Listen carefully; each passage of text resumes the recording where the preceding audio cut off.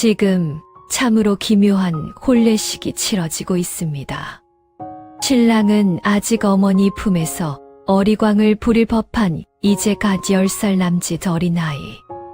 반면 신부는 꽃다운 18살이지만 온 동네 사람들에게 바보 아씨라 조롱받으며 손가락질을 당하던 여인이었지요.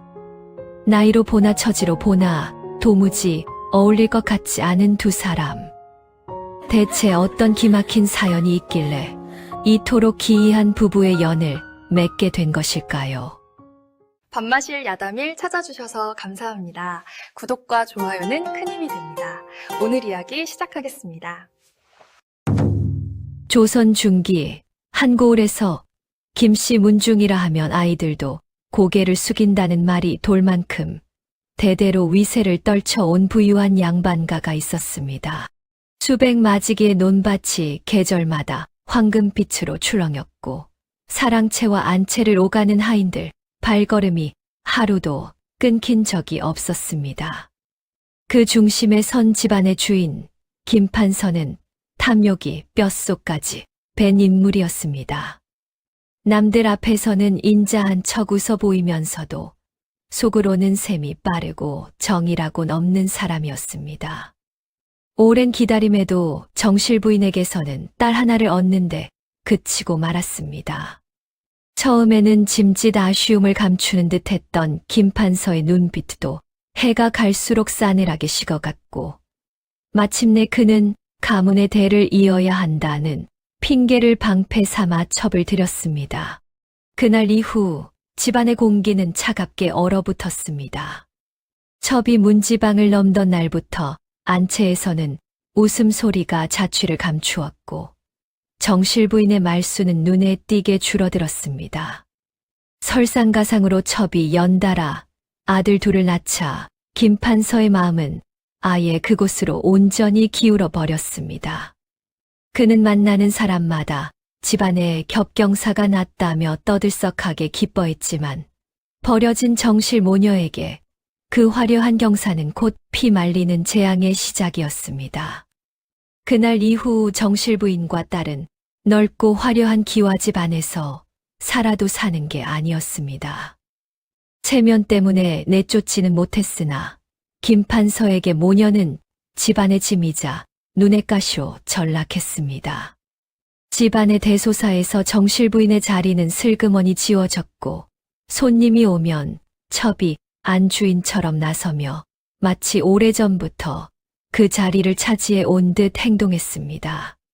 살림살이의 열쇠도 창고의 장부도 하인들을 다스리는 권한도 어느새 첩의 손에 넘어가 버렸습니다. 눈치 빠른 하인들 또한 권세가 어디로 기우는지 금세 알아차렸습니다. 부엌에서는 정실 모녀의 반찬이 줄고 아래 것들은 말을 건네면서도 존대가 흐트러졌습니다. 심지어 마당을 쓸던 하인들조차 첩의 눈치를 보며 정실 부인의 앞에서는 일부러 발걸음을 세게 굴리고 지나가곤 했습니다. 같은 집 안에 있어도 모녀는 점점 더 깊은 방으로 밀려나며 없는 사람처럼 취급받기 시작했던 것입니다. 설상가상으로 고을에는 딸을 둘러싼 이상한 소문마저 돌기 시작했습니다. 명색이 지체 높은 양반가의 여식임에도 천자문조차 깨치지 못했으며 18 꽃다운 나이에 아직도 뒷방에서 소꿉장난이나 하는 천덕꾸러기라는 것이었습니다. 사람들은 쯧쯧 혀를 차며 그녀를 바보 아씨라 불렀습니다. 혼기가 훌쩍 지났음에도 어느 가문 하나 혼담을 넣지 않았습니다. 바보 며느리를 드리고 싶은 집안은 없었으니까요. 하지만 김판서에게 혼기가 꽉 찬 어리숙한 딸은 가문의 수치이자 어떻게든 빨리 시집을 보내 눈앞에서 치워버리고 싶은 혹덩이에 불과했습니다. 정실 소생이라는 꼬리표 탓에 함부로 내다 버릴 수도 없고 혼기가 꽉 찼음에도 모자란 탓에 어느 집안 문턱을 넘지 않으니 김판서의 속은 시커멓게 타들어갔습니다. 가문의 오점인 딸을 어찌하면 남들 눈에 띄지 않게 치워버릴 수 있을까 전전긍긍하며 속을 끓이던 어느 깊은 밤이었습니다.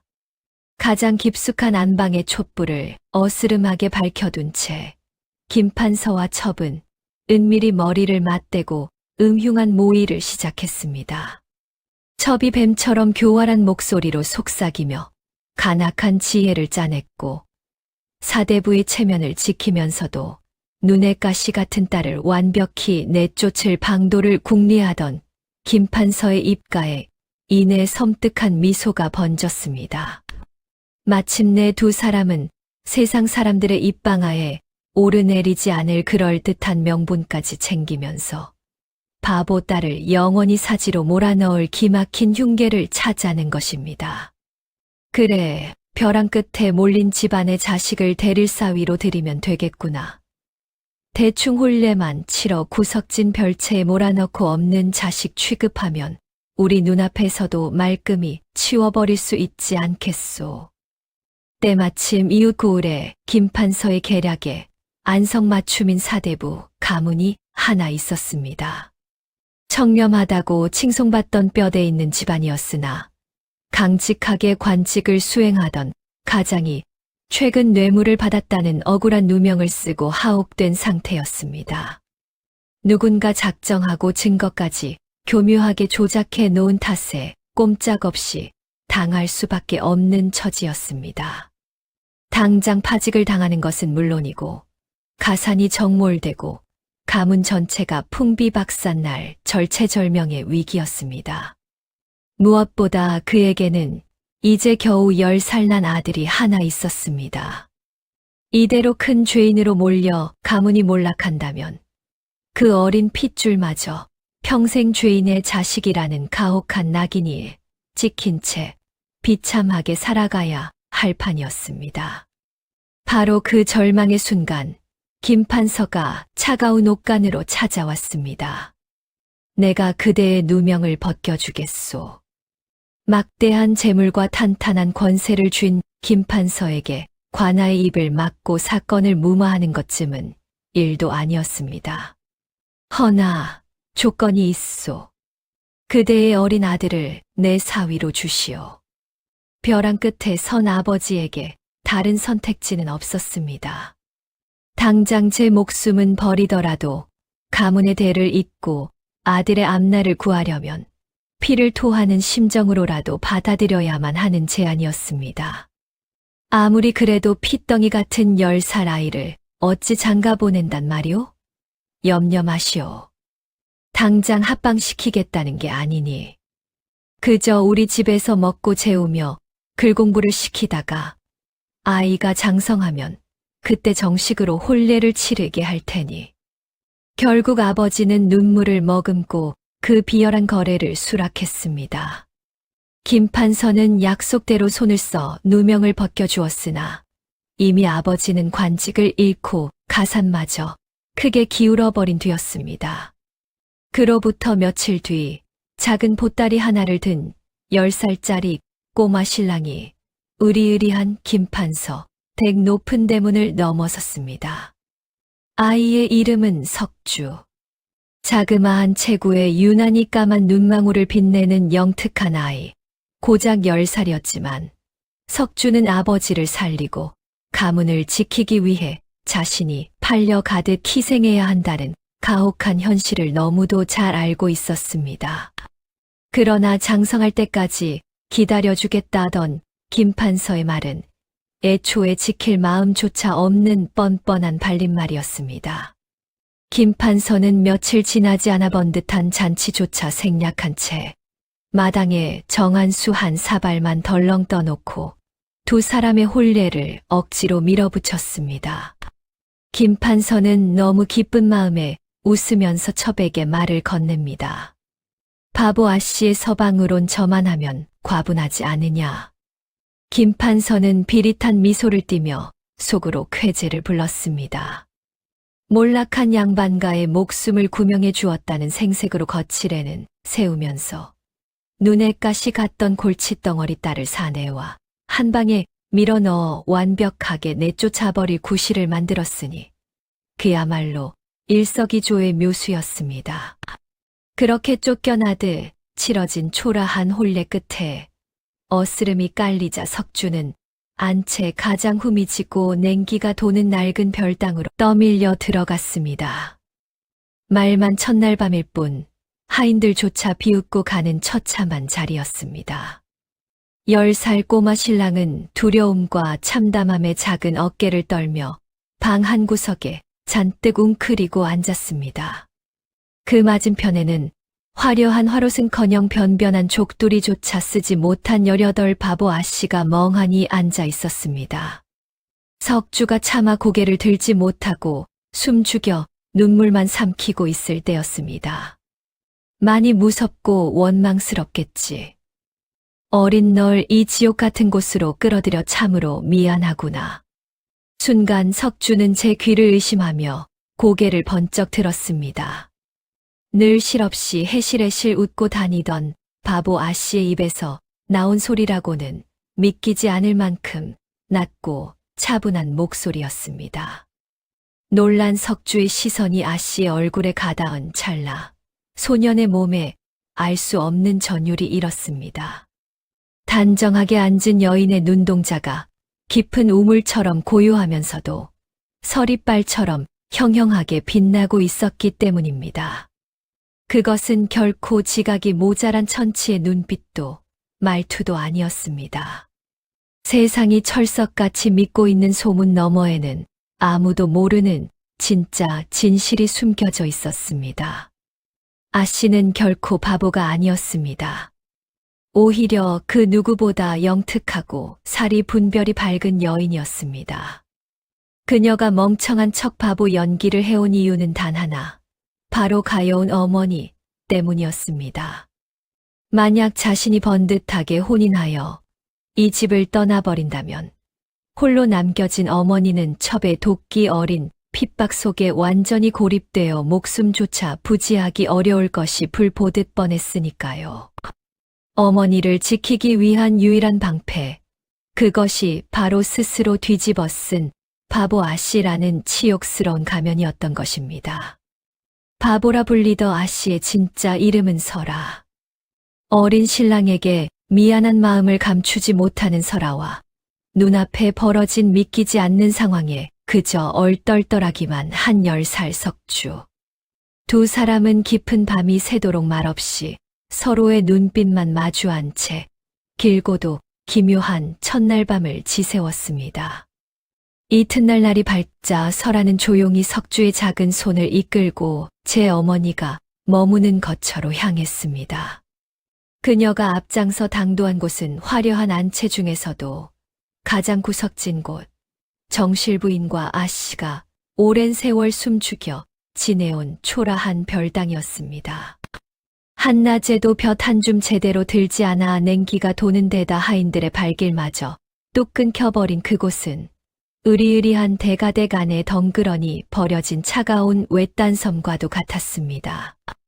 낡은 방문이 덜컹 닫히자마자 설아는 숨을 죽이고 문틈으로 바깥의 동태를 살폈습니다. 이윽고 안전하다는 것을 확인한 그녀가 입을 열었을 때 그 목소리에는 실없이 웃고 다니던 바보 아씨의 흔적이라곤 조금도 남아있지 않았습니다. 이제 안심해도 돼. 여긴 쥐새끼 한 마리 얼씬하지 않는 버려진 곳이니까. 서리빨처럼 차갑고도 맑은 음성. 놀란 석주가 숨을 들이켜자 설아는 첩의 모략 속에서 가여운 어머니를 지키고자 스스로 천치 행세를 해왔다는 눈물겨운 사연을 차분히 들려주었습니다. 설아는 작고 가녀린 꼬마 신랑의 어깨를 꽉 쥐며 피를 토하듯 서늘한 진실을 꺼내놓았습니다. 석주야, 내 아비에게 억울한 뇌물죄를 뒤집어 씌운 자가 누구인지 알아. 널 구명해 주었다며 생색을 내던 자, 바로 내 아비 김판서야. 설아는 방 한 구석에서 낡은 비단 보자기 하나를 조심스레 꺼내 펼쳤습니다. 그 안에는 누렇게 바랜 서찰 몇 통이 소중히 숨겨져 있었습니다. 서찰에는 김판서가 관아의 탐관오리들과 결탁해 석주의 아버지를 올가맨 추악한 전말이 고스란히 적혀 있었습니다. 설아는 오랜 세월 숨을 죽인 채 아비의 뇌물수수와 불법 거래 증거를 악착같이 모아왔지만 스스로 뒤집어 쓴 바보라는 족쇄에 묶여 제 손으로는 아무것도 할 수 없었다며 피 끓는 원통함을 토로했습니다. 설아는 어린 석주의 두 손을 꼭 쥐며 간절한 목소리로 도움을 청했습니다.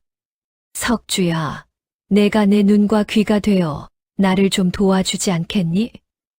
내가 힘을 보태준다면 내 어머니를 지키는 것은 물론이고 억울하게 옥고를 치르신 내 아버님의 원통함도 반드시 씻어낼 수 있을 거야. 아버지를 사지로 몬 원수들을 떠올리며 10살 석주는 어린 나이가 무색하게도 짧은 망설임 끝에 단호히 고개를 끄덕였습니다. 마침내 두 사람의 은밀하고도 치명적인 동맹이 맺어지는 순간이었습니다. 다음 날부터 석주는 철부지 꼬마 신랑의 탈을 쓰고 넓은 저택 곳곳을 헤집기 시작했습니다. 흙투성이가 되어 마당을 뛰놀고 사랑채와 창고 주변을 어슬렁거렸지만 사람들은 그저 10살 배기 아이의 천진난만한 장난쯤으로 여길 뿐 어느 누구도 의심의 눈초리를 보내지 않았습니다. 그러던 어느 날 해질 무렵이었습니다. 사랑채 뒤뜰 으슥한 곳에 몸을 숨긴 석주의 귀에 창문 틈을 타고 낮게 깔린 목소리가 들려왔습니다. 방 안에서는 김판서와 첩, 그리고 아들이 머리를 맞댄 채 또 다른 끔찍하고 은밀한 모의를 꾸미고 있었습니다. 방 안에서는 김판서의 오만한 목소리가 새어 나왔습니다. 새로 부임한 감사가 눈이 밝으면 무얼 하느냐? 관리란 자고로 은자 몇 냥 쥐어주면 까막눈이 되는 법이거늘. 그는 비열하게 웃으며 첩의 큰아들에게 서쪽의 기름진 논을 매입하라고 독촉했습니다. 땅 주인이 빚더미에 앉아 곧 땅을 내놓을 테니 헐값에 후려쳐 빼앗으라는 심산이었습니다. 그 논만 손에 넣으면 고을의 저수지 물길까지 독차지할 수 있다는 탐욕스러운 계산이 깔려 있었습니다.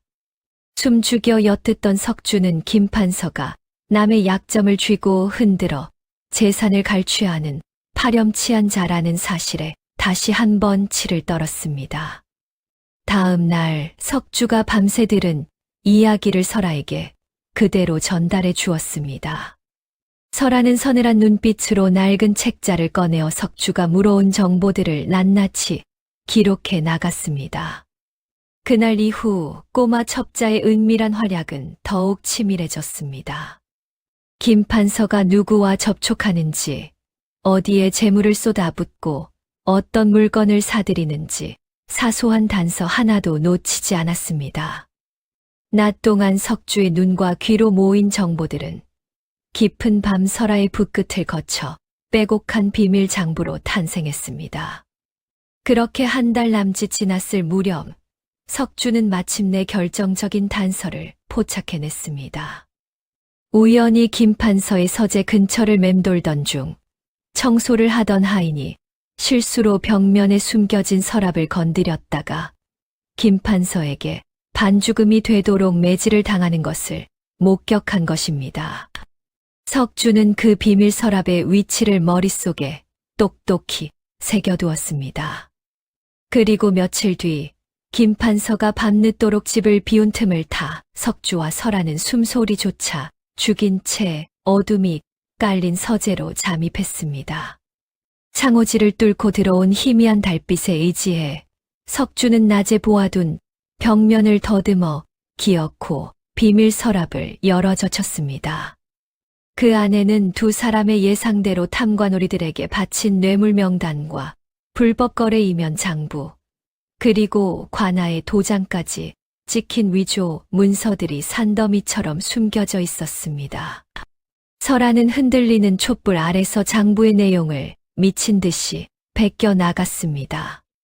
석주는 문풍지에 귀를 댄 채 바깥의 동태를 살피며 마른 침을 삼켰습니다. 한참 붓을 놀리던 설아의 손이 흠칫 멈춰 섰습니다. 김판서가 관아의 탐관오리들과 주고받은 은밀한 뇌물 내역서들과 석주의 아버지를 올감했던 조작된 흉계의 전말을 찾아낸 것입니다. 설아는 파르르 떨리는 손을 다잡고 그 내용을 화선지에 낱낱이 옮겨 적었습니다. 바로 그때였습니다. 바스락. 복도 쪽에서 누군가의 발소리가 들려왔습니다. 4색이 된 석주가 다급히 손짓하자 설아는 재빠르게 문서를 쑤셔 넣고 서랍을 닫은 뒤 촛불을 훅 불어 껐습니다. 두 사람이 널찍한 책상 밑으로 몸을 숨기기가 무섭게 발소리는 서재 문턱 앞까지 다가와 우뚝 멈춰 섰습니다. 어둠 속에서 두 사람은 서로의 입을 틀어막은 채 숨소리조차 내지 못했습니다. 심장이 밖으로 튀어나올 듯 거세게 뛰었습니다. 억겁 같은 짧은 침묵이 흐르고 다행히 발소리는 다시 멀어져 갔습니다. 두 사람은 다리가 풀려 주저앉을 뻔한 것을 간신히 버티며 서재를 빠져나왔습니다. 941생으로 위기를 넘긴 다음 날 설아는 필사본들을 은밀한 곳에 숨겨놓고 후일을 도모했습니다. 김판서의 목줄을 쥘 치명적인 증거였지만 섣불리 터뜨리기엔 아직 때가 아니었습니다. 의심 많고 교활한 그를 완벽히 무너뜨리려면 빠져나갈 틈 없는 촘촘한 그물이 필요했습니다. 단 한 번의 실수로도 모든 것이 수포로 돌아갈 수 있어 쥐 죽은 듯 때를 기다려야 해. 석주 역시 비장하게 고개를 끄덕였습니다. 날이 밝으면 두 사람은 어김없이 소꿉장난을 하는 바보 아씨와 철부지, 꼬마 신랑의 가면을 썼습니다.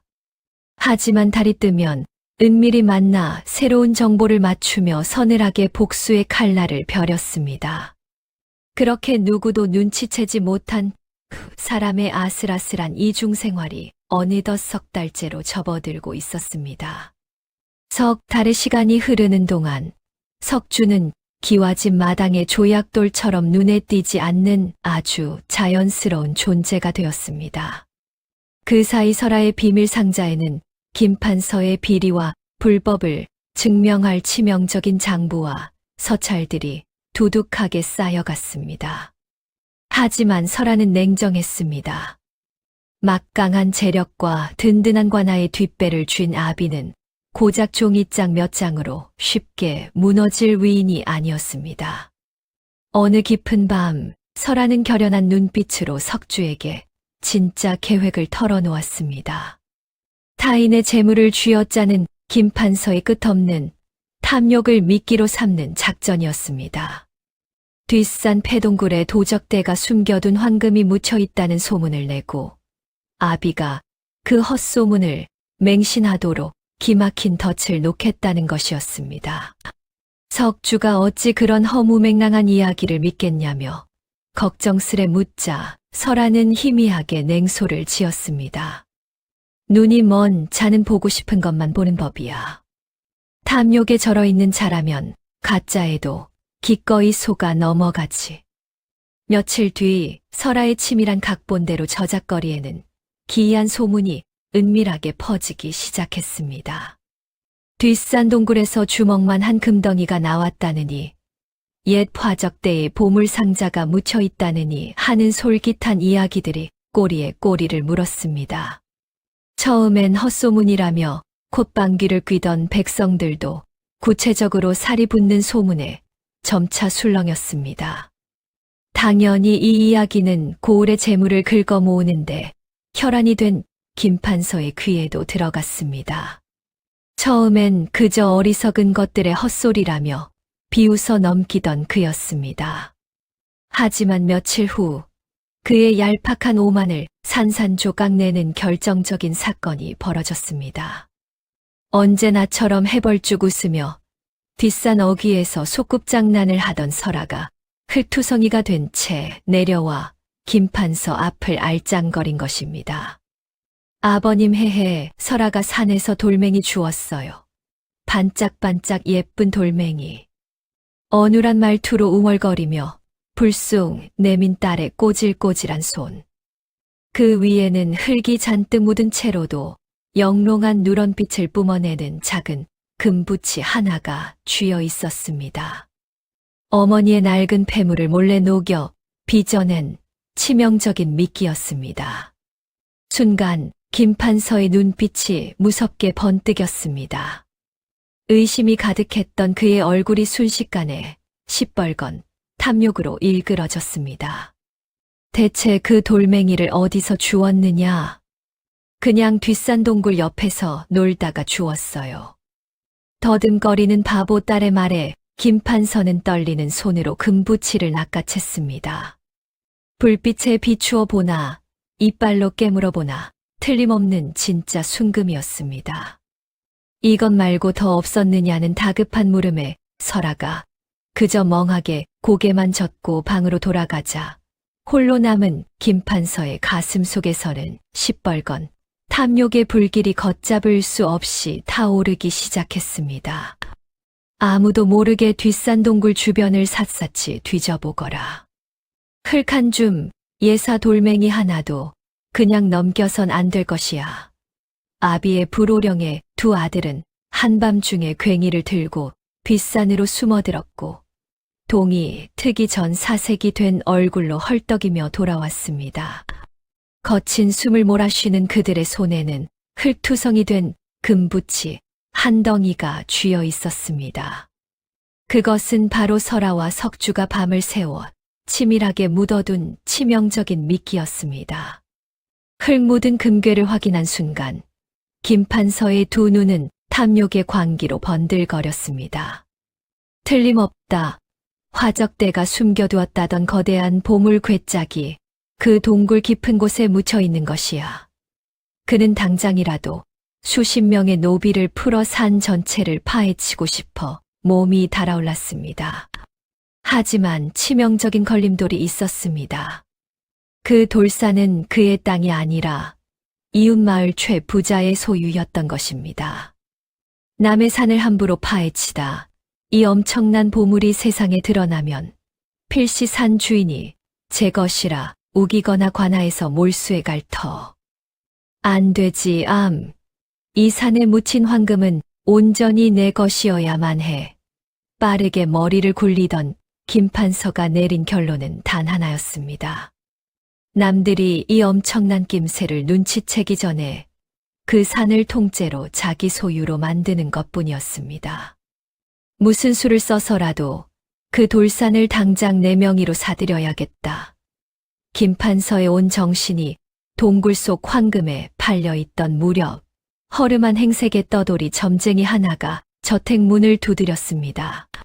처음엔 재수 없다며 하인들을 시켜 당장 내쫓으려 했으나 점쟁이가 혀를 차며 툭 던진 한마디가 김판서의 발걸음을 그 자리에 얼어붙게 만들었습니다.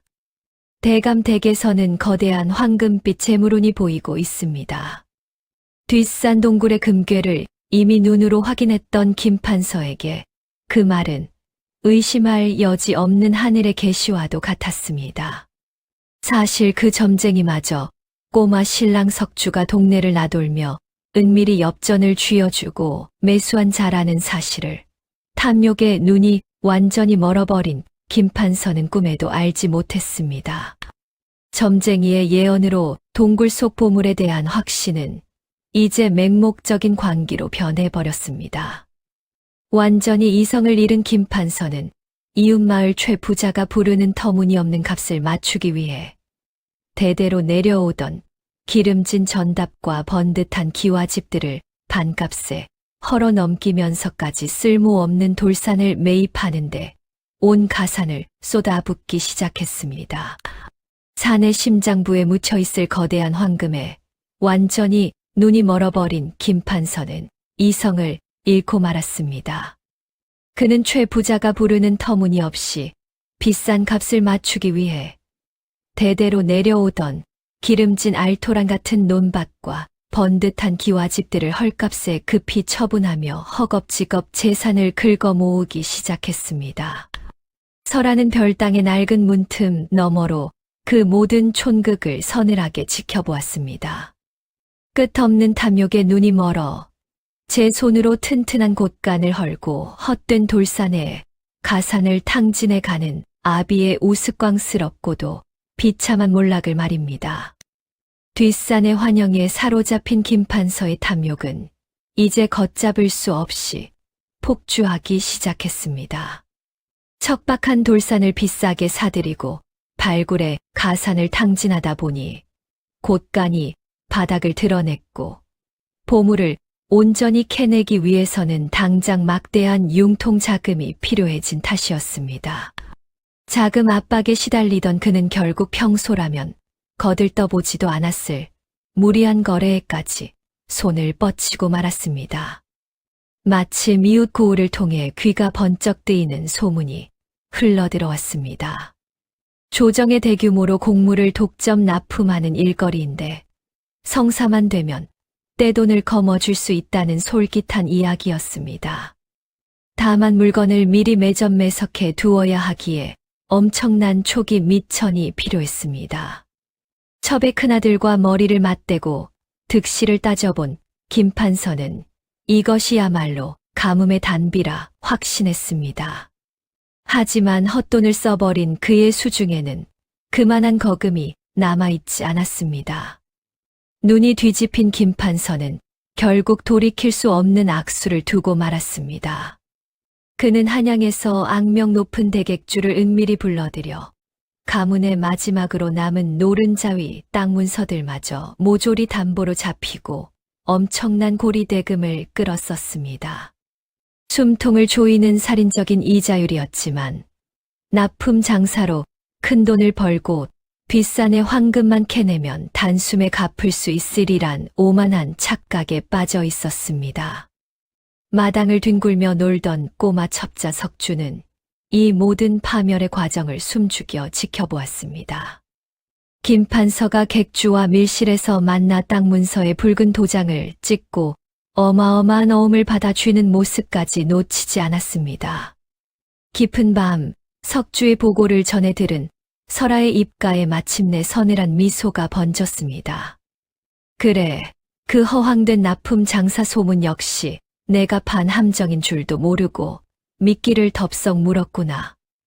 모든 것이 설아의 치밀한 각본대로 흘러가며 김판서의 목줄을 완벽히 옭아매고 있었습니다. 그런데 이토록 순조롭던 복수극에 전혀 예상치 못한 이상한 일이 벌어지고 말았습니다. 설아는 이 결정적인 순간들을 놓치지 않았습니다. 그녀는 자신의 이름을 철저히 숨긴 채 조정에 있는 친척을 통해 김판서가 토해내는 땅을 남몰래 거두어들였습니다. 설아의 치밀한 계획을 전해 들은 친척 역시 기꺼이 조력자가 되어 주었습니다. 결국 김판서는 자신의 피 같은 재산이 누구의 손으로 넘어가는지도 모른 채 파멸의 늪으로 빠져들었고 그의 오랜 부는 고스란히 설아의 소나귀에 쥐어지고 있었습니다. 하지만 김판서에게 닥친 불행은 이제 겨우 시작에 불과했습니다. 며칠 후 관아의 포졸들이 들이닥쳐 김판서의 집을 발칵 뒤집어 놓았습니다. 누군가 그가 은밀히 주고받은 뇌물과 비리를 낱낱이 투서했다는 것입니다. 절대 꼬리를 밟힐 리 없다고 자부했던 김판서는 사색이 되었습니다. 대체 누가 어떤 증거를 쥐고 자신을 고발했는지 알 길이 없어 눈앞이 캄캄해졌습니다. 관원들은 서재와 창고를 샅샅이 뒤지고 장부들을 파헤쳤습니다. 하지만 천만다행으로 김판서가 교묘하게 숨겨둔 비밀 서랍 속 치명적인 문서들은 발각되지 않았습니다. 며칠에 걸친 먼지털이식 조사에도 결정적인 물증이 나오지 않자 조사관들은 의심스러운 구석이 한둘이 아니니 꼬투리 잡힐 짓은 삼가라는 서늘한 경고만을 남긴 채 철수했습니다. 위기는 넘겼다며 가슴을 쓸어내렸지만 김판서의 등골에는 여전히 식은 땀이 흐르고 있었습니다. 보이지 않는 누군가 독사처럼 자신을 옥죄어 오고 있다는 끔찍한 압박감이 시작된 것입니다. 그는 꿈에도 몰랐습니다. 이 숨막히는 압박감마저 설아가 던진 정교한 덫이라는 것을 말입니다. 설아는 아직 진짜 결정타가 될 증거는 꺼내지도 않았습니다. 이번 투서는 단지 김판서의 이성을 흔들기 위한 가벼운 경고장에 불과했습니다. 극도의 불안에 빠진 인간은 제발 저려 무리수를 두게 마련이고 숨기려 발버둥 칠수록 오히려 수상한 흔적을 남긴다는 것이 설아의 치밀한 계산이었습니다. 그리고 그녀의 소름 끼치는 예상은 한치의 어긋남 없이 적중하기 시작했습니다. 관아의 경고는 오히려 제발 저린 김판서의 숨통을 강하게 조여왔습니다. 혹시라도 불시에 제조사가 들어와 비밀 서랍이 발각되면 그날로 끝장이다. 극도의 불안감에 휩싸인 그는 결국 치명적인 무리수를 두고 맙니다. 인적이 끊긴 야심한 밤, 쥐도 새도 모르게 서재에 숨겨두었던 비리 문서들을 품에 안고 사랑채 달아 깊숙한 곳으로 황급히 은신처를 옮긴 것입니다. 하지만 칠흑 같은 어둠 속에서 매서운 눈빛 하나가 그의 일거수일투족을 쫓고 있었습니다. 바로 석주였습니다. 김판서가 문서를 어디에 어떻게 숨기는지 똑똑히 목격한 석주는 이튿날 밤 그 은밀한 동선을 설아에게 낱낱이 고했습니다. 설아의 입가에 서늘한 미소가 번졌습니다. 드디어 김판서의 숨통을 끊어놓을 완벽한 목줄이 그녀의 손에 들어온 순간이었습니다. 한편 김판서의 가세는 걷잡을 수 없이 기울고 있었습니다. 빚잔치를 하느라 알토란 같은 땅을 헐값에 넘긴 데다 관아의 표적이 된 마당에 예전처럼 뒷돈을 긁어 모을 수도 없었습니다. 들어오는 돈줄은 말라버렸는데 나갈 곳만 태산이니 곳간 바닥이 드러나는 것은 시간 문제였습니다. 사태의 심각성을 눈치챈 첩과 두 아들은 사시나무 떨듯 불안해하며 김판서에게 매달렸습니다. 하지만 김판서의 눈과 귀는 이미 멀어 있었습니다. 그의 텅 빈 머릿속에는 오직 설아가 보여주었던 찬란한 금붙이들만이 신기루처럼 아른거렸습니다. 분명 그 산속 어딘가에 어마어마한 보물이 묻혀 있을 것이다. 탐욕에 완전히 이성을 잃은 그는 가족들의 간곡한 만류마저 매몰차게 뿌리쳤습니다. 설아는 탐욕에 눈이 멀어 제 무덤을 깊게 파들어가는 김판서의 몰락을 어둠 속에서 고요히 지켜보았습니다. 당장이라도 숨통을 끊어놓고 싶었지만 가장 완벽하고 철저한 파멸을 안겨주기 위해 숨죽여 때를 기다리던 참이었습니다. 그리고 마침내 벼르고 벼르던 결정적인 기회가 제 발로 찾아왔습니다.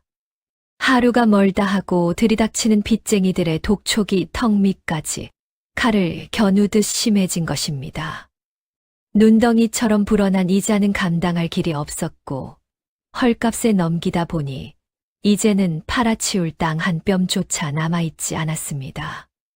오랜 시간 억눌러왔던 울분을 담담한 목소리로 토해낸 설아는 마침내 기나긴 기다림을 끝냈습니다.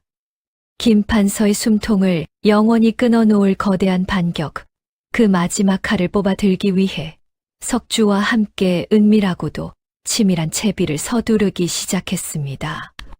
설아는 그동안 피땀 흘려 모아온 증거들을 어두운 방 안에 하나둘 펼쳐보았습니다.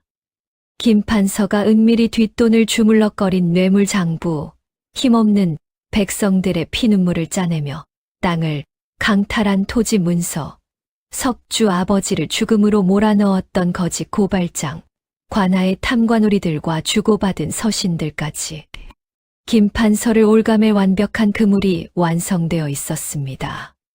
하지만 설아는 이깟종이 쪼가리 몇 장으로 관아에 고발하는 것만으로는 성에 차지 않았습니다. 김판서가 평생을 바쳐 긁어모은 썩은 동아줄, 즉 그의 재물을 뿌리째 뽑아버려야만 진정한 복수라 할 수 있었습니다.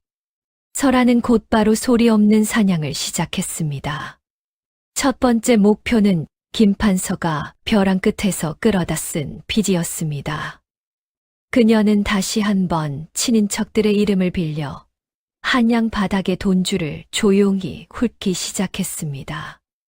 가장 먼저 한양에서 제일 가는 전당포 객주를 찾아간 설아는 김판서의 빚 계약서를 전부 사들이겠다는 파격적인 제안을 건넸습니다.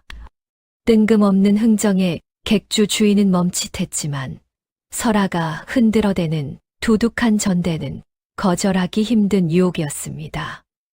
게다가 김판서의 가세가 기울어 원금 회수조차 불투명의 마음을 졸이던 찰나였으니 주인으로서는 앓던 이를 뺀 격이었습니다. 그는 쾌재를 부르며 김판서의 빈 문서를 미련 없이 넘겼습니다. 이 일을 신호탄으로 설아는 한양 곳곳에 흩어져 있던 김판서의 차용증들을 거미줄 걷어내듯 싹쓸이해 드렸습니다. 마침내 김판서의 목줄을 쥔 유일한 채권자는 다름 아닌 설아 한 사람이 되었습니다.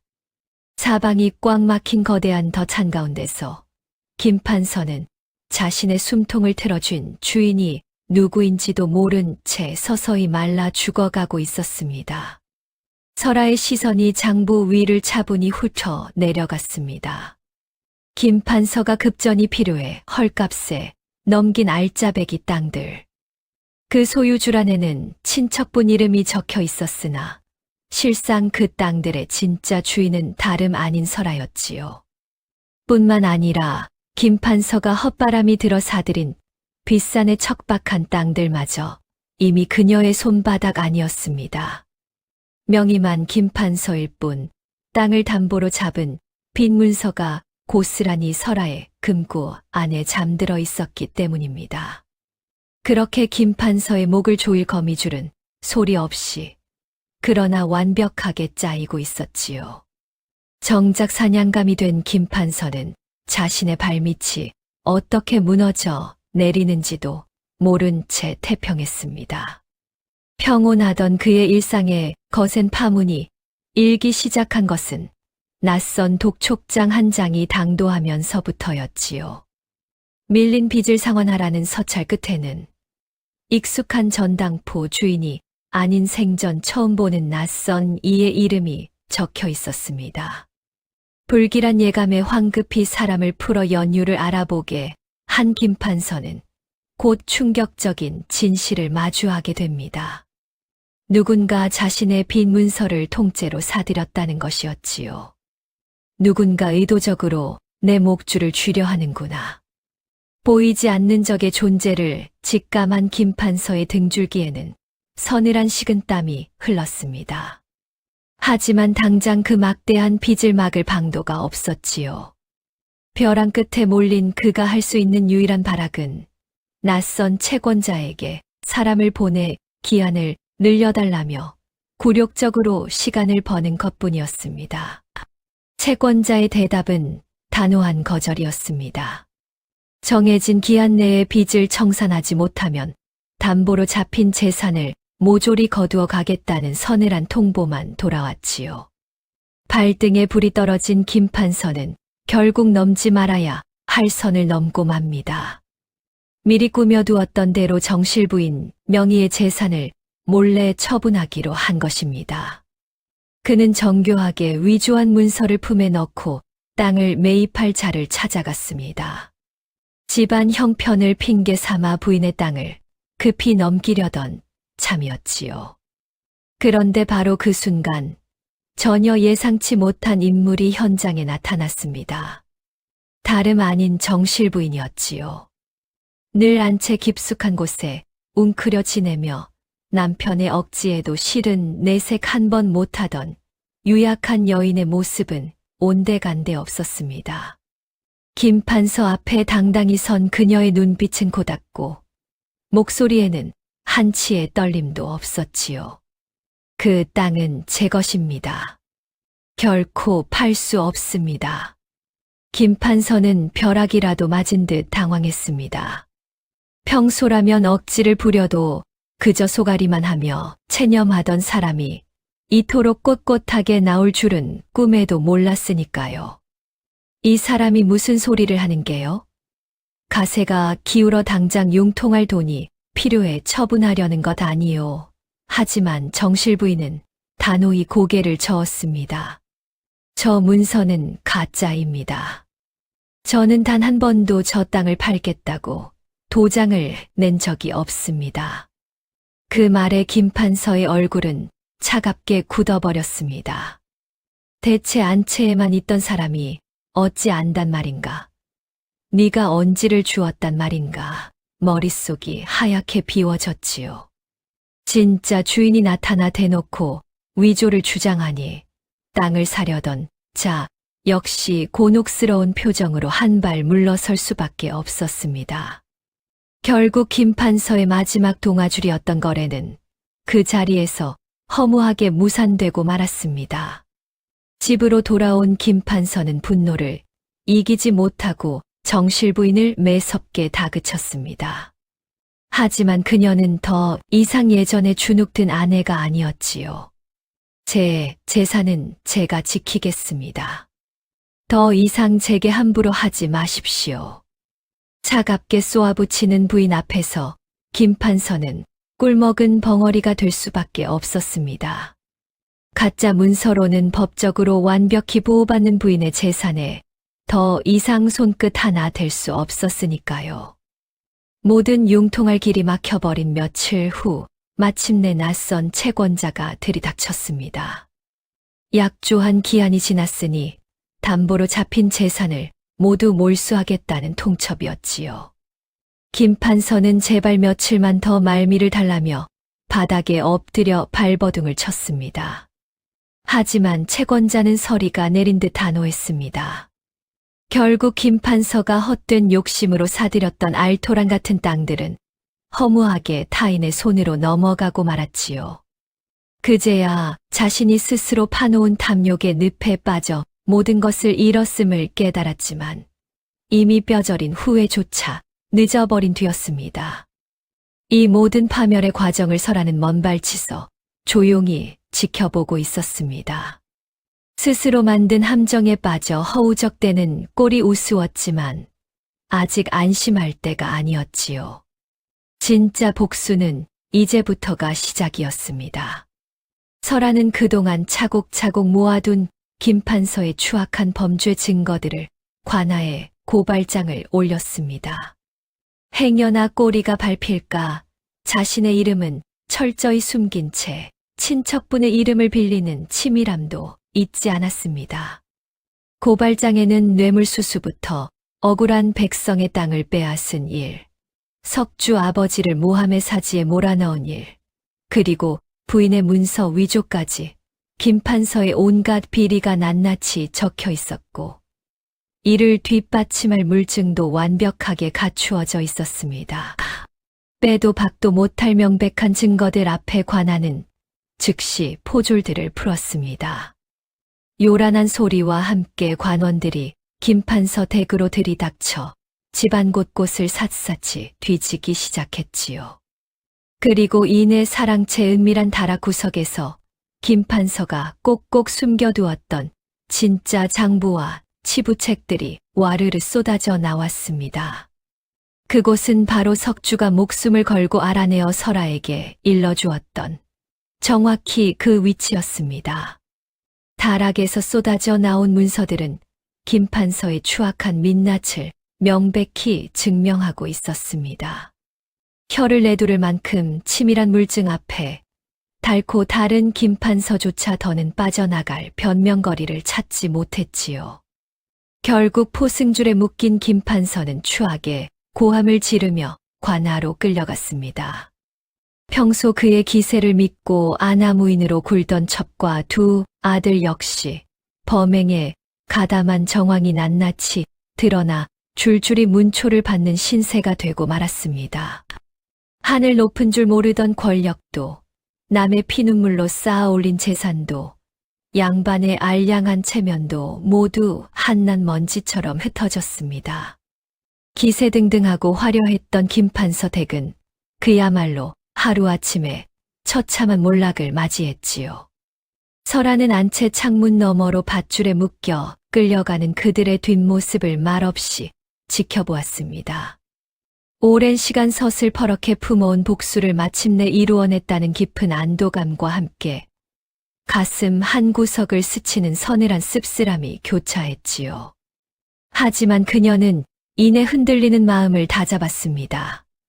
남의 삶을 무참히 짓밟은 자가 마땅히 치러야 할 인과응보이자 당연한 정이었으니까요. 관아의 엄중한 조사 끝에 김판서의 죄상은 낱낱이 세상에 드러났습니다. 뇌물수수와 백성의 토지 강탈은 물론이요.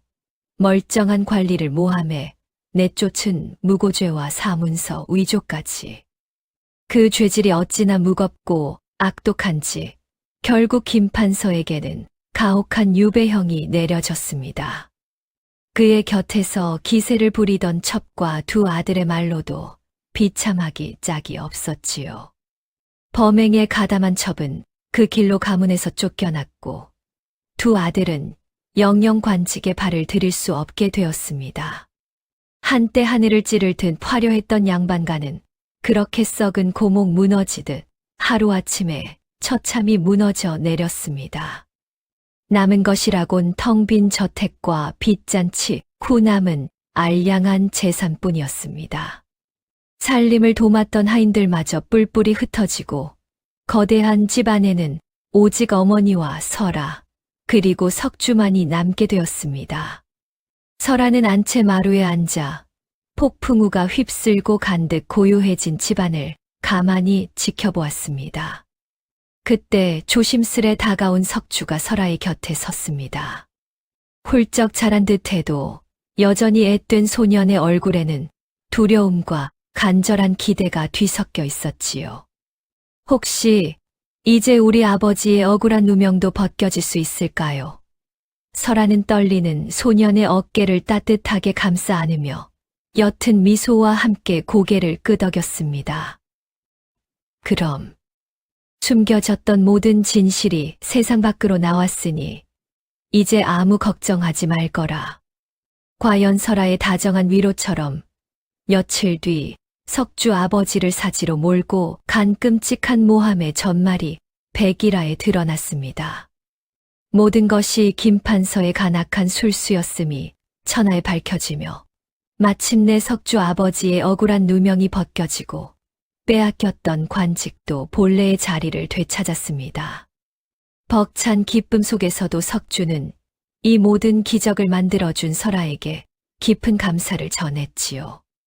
설아가 아니었다면 결코 불가능한 일이었습니다. 설아는 그저 따뜻한 미소로 화답했습니다. 모든 것이 제자리를 찾아가고 있었지만 설아의 마음속에는 아직 마지막으로 해야 할 참으로 중요한 일이 하나 남아 있었지요. 어느 해질녘 설아는 어머니와 단둘이 마주 앉았습니다. 설아가 미처 다 끝내지 못했던 마지막 일이란 바로 상처 입은 어머니의 마음을 보듬는 것이었지요. 부인은 떨리는 손으로 기특하고도 가여운 딸의 손을 꼭 부여잡았습니다. 남들 앞에서는 바보 행세를 하며 온갖 멸시를 견디고 보이지 않는 곳에서는 피를 토하는 심정으로 홀로 복수의 칼을 갈았을 그 외롭고도 시린 시간들. 어미로서 그 고통을 어찌 모를 수 있었을까요? 그동안 참으로 고생이 많았구나, 내 딸아. 떨리는 음성 속에 담긴 수만 가지 감정의 설아는 조용히 고개를 저었습니다. 아니에요, 어머니. 제게는 오직 어머니를 무사히 지켜낼 수 있었다는 사실. 그 하나만으로도 충분히 다행이고 감사한 걸요. 결국 어머니의 주름진 눈가에서 뜨거운 눈물이 툭 떨어졌습니다. 미안함과 고마움 그리고 길었던 인고의 세월을 씻어내는 참으로 깊고도 따뜻한 눈물이었습니다. 모든 폭풍이 지나간 다음 날 설아는 김판서가 남긴 재산 장부를 들고 관아를 찾았습니다. 그곳에는 억울하게 땅을 빼앗긴 백성들의 명부가 있었지요. 관아의 협조 아래 부당하게 빼앗겼던 논밭은 모두 원래 주인의 품으로 돌아갔습니다.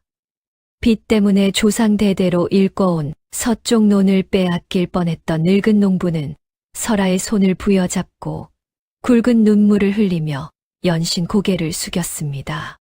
물론 빈 문서를 쥐고 있던 설아가 차지할 수 있는 몫도 막대했습니다. 하지만 설아는 욕심내지 않았습니다. 정당하게 돌려받아야 할 어머니의 몫, 딱 그만큼만 챙겼지요. 그것만으로도 두 모녀가 남은 평생을 살아가는 데는 부족함이 없었으니까요. 얼마 후 설아는 어머니를 모시고 한양 어귀의 아담한 집으로 거처를 옮겼습니다. 으리으리하고 차가웠던 김판서의 큰 기와집과는 달랐습니다. 마당 한편엔 고운 꽃나무가 자라고 따사로운 햇살이 앞마루를 가득 채우는 온기 가득한 집이었지요. 어머니의 얼굴에는 오랜만에 깊고 편안한 미소가 번졌습니다. 더는 누구의 눈치도 보지 않고 숨죽여 울지 않아도 되었으니까요. 설아 역시 마찬가지였습니다. 세상을 속이기 위해 뒤집어 썼던 바보라는 껍데기를 훌륭히 벗어던진 그녀는 마침내 온전한 자신의 목소리로 제 뜻을 펼치며 살게 되었습니다. 석주의 아버지는 잃어버렸던 명예를 회복하고 다시금 관직에 올랐습니다. 억울한 누명이 벗겨지자 오히려 그 올곧은 성품을 칭송받으며 사람들의 존경을 한 몸에 받게 되었지요. 자연스레 무너졌던 가문도 다시 일으켜 세울 수 있었습니다. 석주의 아버지는 이 모든 기적을 안겨준 설아에게 깊이 고개를 숙이며 조심스레 예전의 혼담을 꺼냈습니다. 본디 김판서의 탐욕에서 시작된 억지 약조였으나 이제 김판서는 유배를 떠나고 없으니 오롯이 설아의 뜻에 따르겠노라 한 것입니다. 파혼을 원한다면 기꺼이 그리해 주겠다는 배려였지요. 설아는 가만히 생각에 잠겼습니다. 12살의 석주는 아직 앳된 소년이었고 설아는 20살의 여인이었습니다. 하지만 설아는 누구보다 석주의 깊은 속내를 잘 알고 있었습니다. 자신의 목숨이 위태로운 상황에서도 함께 증거를 모으고 지혜를 나누었던 어리지만 그 누구보다 단단하고 믿음직한 사내였으니까요. 석주 도련님이 어엿한 성인이 될 때까지 기다리겠습니다.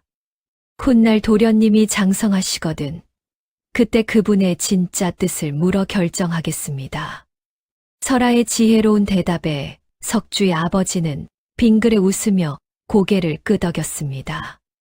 문 밖에서 그 이야기를 엿들은 석주 역시 붉어진 얼굴로 주먹을 꽉 쥐었지요. 반드시 훌륭한 대장부가 되어 아씨 곁에 서기에 부끄러움 없는 사내가 되겠습니다. 그렇게 몇 해의 시간이 물 흐르듯 흘렀습니다. 설아는 어머니와 함께 평온한 나날을 보냈습니다. 글을 읽고 그림을 그리며 그간 억눌러 왔던 재능을 마음껏 펼쳤지요. 한편 석주는 아버지를 스승 삼아 밤낮 없이 학문에 정진했습니다. 설아와 함께 불의에 맞섰던 기억을 가슴에 품은 채 진정한 정의가 무엇인지 깨우치며 훌륭한 청년으로 성장하고 있었지요. 간혹 석주가 설아를 찾아와 안부를 묻고 조언을 구할 때면 설아는 소년의 티를 벗고 제법 듬직해지는 그의 성장을 대견하게 지켜보았습니다. 그리고 마침내 석주가 20살 관례를 치르던 해, 과거에 당당히 급제하여 관복을 입은 석주가 가장 먼저 찾아온 곳은 설아의 집이었습니다. 어린 꼬마였던 소녀는 어느새 훌쩍 자라 다정한 눈빛을 가진 의젓한 청년이 되어 있었지요. 제가 아직 한참 부족한 사람이나 평생 아씨를 제 삶의 은인이자 동반자로 아끼고 존중하겠습니다. 부디 저와 남은 생을 함께 해 주시겠습니까? 설아는 환한 미소와 함께 가만히 고개를 끄덕였습니다. 두 사람의 혼례식 날, 마당에는 웃음꽃이 만발했습니다. 생존을 위해 어쩔 수 없이 맺었던 과거의 거래가 아니라 모진 풍파를 함께 이겨낸 두 사람의 진정한 결합이었지요. 이후의 삶은 참으로 눈부셨습니다. 석주는 청렴하고 올곧은 관리로 백성들의 칭송을 받았고, 설아는 지혜로움으로 집안을 다스리며 억울한 일을 당한 이웃들의 든든한 버팀목이 되어 주었습니다. 세월이 흘러 사랑스러운 아이들이 태어나자 설아는 밤마다 아이들을 품에 안고 옛 이야기를 들려주었지요. 세상을 살다 보면 때로 캄캄한 어둠을 만날 때가 있단다. 하지만 지혜를 잃지 않고 꿋꿋이 맞서 걸어가다 보면 결국엔 바른 길이 승리한다는 것을 잊지 말거라. 설아의 곁에서 석주 역시 너털웃음을 지으며 거들었습니다. 진정한 힘은 칼날이 아니라 너희 어머니처럼 깊은 지혜에서 나오는 것이라고 말이지요. 그 무렵 춥고 척박한 변방의 유배지. 늙고 병든 김판서는 거적대기 위에 누워 허공을 응시하고 있었습니다. 처음엔 억울하다며 길길이 날뛰었으나 힘없고 가난한 백성들이 겪는 참혹한 고통을 두 눈으로 똑똑히 보며 비로소 자신의 죄악을 뼈저리게 깨닫게 된 것입니다. 욕심에 눈이 멀어 짓밟았던 수많은 얼굴들이 떠올라 밤마다 가슴을 쳤지만 이미 모든 것을 잃은 뒤였지요. 그는 평생 자신의 탐욕을 후회하며 쓸쓸한 최후를 맞이했습니다. 세월은 수레바퀴처럼 끊임없이 돌아갑니다. 하지만 바보 행세를 하며 어머니를 지켜내고 어린 소년과 힘을 합쳐 거대한 악을 무너뜨린 영리한 여인 설아의 이야기는 바람을 타고 온 나라에 퍼져나갔습니다. 탐욕은 결국 제 발등을 찍는 도끼가 되며 참된 지혜와 정의는 반드시 그 빛을 발한다는 묵직한 가르침. 그것이 바로 연약해 보였으나 그 누구보다 강인했던 바보아 씨, 설아가 우리에게 남긴 가장 아름다운 유산일 것입니다.